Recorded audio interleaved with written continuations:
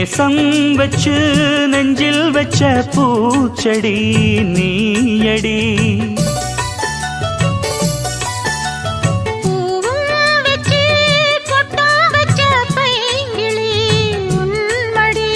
பாசம் வச்சு பாடும் பாட்டை கேளடி என் கண்மணி.